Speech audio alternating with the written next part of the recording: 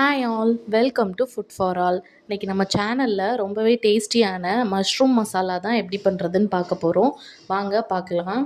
First நான் இன்றைக்கி ஒரு 200 கிராம் மஷ்ரூமை நல்லா கழுவிட்டு அதை சின்ன சின்னதாக கட் பண்ணி எடுத்துகிட்டு வந்திருக்கேன். இப்போ மேரினேட் பண்ணிடலாம்.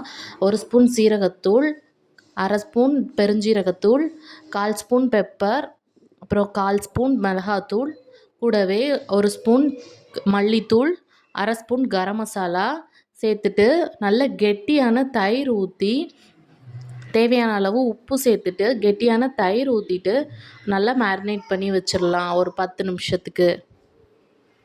இது ஒரு 10 நிமிஷம் நல்லா ஊறட்டும். இப்போ ஒரு கடாயில் 2 ஸ்பூன் எண்ணெய் விட்டுட்டு கூடவே ஏலக்காய், கிராம்பு சேர்த்துட்டு நான் இன்றைக்கி ஒரு பெரிய வெங்காயத்தை நல்லா பொடிசாக கட் பண்ணி எடுத்துகிட்டு வந்திருக்கேன். அதையும் சேர்த்து நல்லா வதக்கிக்கலாம். வெங்காயம் லைட்டாக வதங்கினதுமே 2 சின்ன தக்காளியை நல்லா ஃபைன் பேஸ்ட்டாக அரைச்சி எடுத்துகிட்டு வந்திருக்கேன். அதையும் இது கூட ஆட் பண்ணிக்கலாம். தக்காளியோட பச்சை வாசனை கொஞ்சமாக போனதுக்கப்புறமா இதில் ஒரு 1/4 ஸ்பூன் போல் இஞ்சி பூண்டு விழுது ஆட் பண்ணிக்கலாம். நீங்கள் இஞ்சி பூண்டை தட்டி கூட சேர்த்துக்கலாம். அது நல்ல ஃப்ளேவராக இருக்கும். அது வெங்காயம் கூடவே சேர்த்து வதக்குனிங்கன்னா இன்னும் டேஸ்ட்டாக இருக்கும்.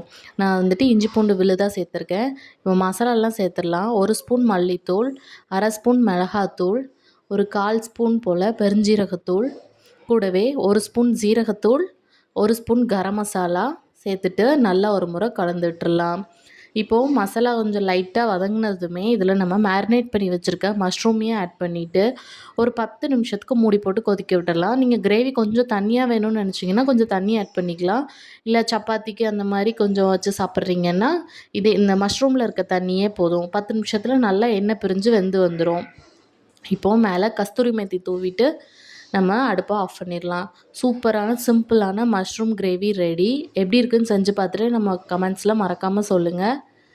மறக்காமல் நம்ம சேனலை சப்ஸ்கிரைப் பண்ணிக்கோங்க. இன்னொரு வீடியோவில் இன்னொரு இன்ட்ரெஸ்டிங்கான ரெசிபியோடு பார்க்கலாம். அது வரைக்கும் பாய்.